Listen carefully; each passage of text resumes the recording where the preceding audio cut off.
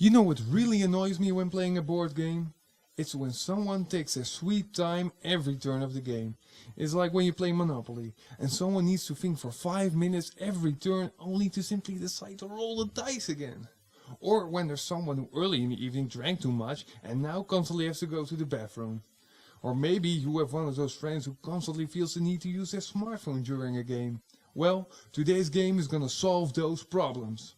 Welcome to Board Game Bonanza, the new YouTube show in which we're gonna take a look at some of the great current and past board games and see how good they really are. Today we're gonna go under the sea as we take a look at Milton Bradley's 1988 classic Shark Attack. At least the title's awesome, so that's a great way to start. Every game gets better with sharks. While mostly known as Shark Attack, you may know the game as Snai High, Ataque dos Tuberos, Hilfe High, Requiem Zin. Well, I'm not gonna even try to pronounce that one. If you're Greek, please leave a comment so we can know how to pronounce it. As you can see, the game made a splash worldwide.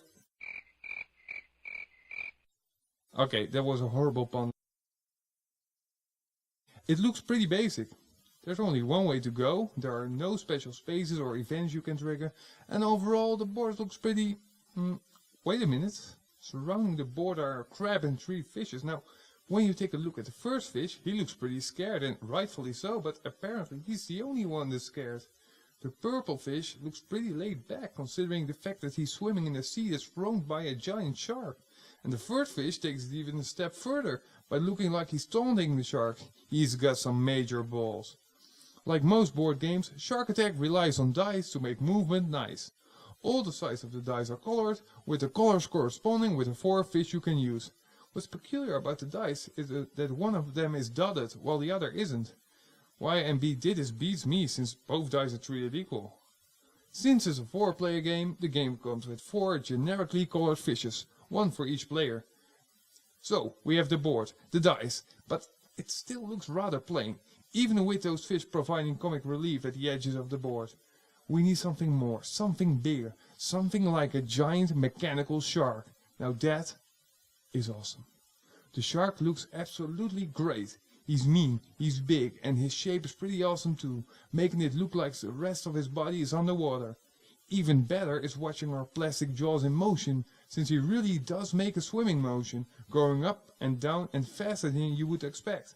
He's pretty hungry it seems, and I wouldn't blame him, since the only thing he can get are those 4 measly fishes.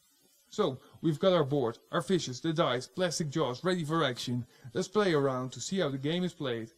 Let's turn on the shark and let's go! So, you take the dice, you throw them, and whatever fish's color comes up gets the mover space. Hand over the dice to the next player and repeat.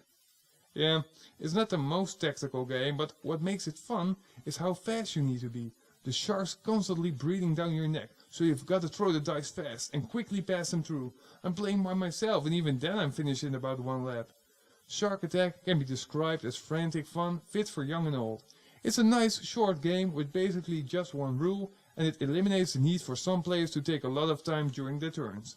Due to the fast movement of the shark, you constantly have to be focused on the game. The shark itself is the main attraction, and as said, looks and moves great. I'd give the game an 8 out of 10. Oh, and how many board games do you know that got a sequel? I know Monopoly has got a lot of different variations, from Star Wars to M&M's to Mario, but those are just that, variations. Shark Attack actually got a sequel, Shark Attack Bowling, in which you control the shark and the object is to bowl over fish-shaped bowling pins. Yeah, well, at least it's a sequel. See you next time.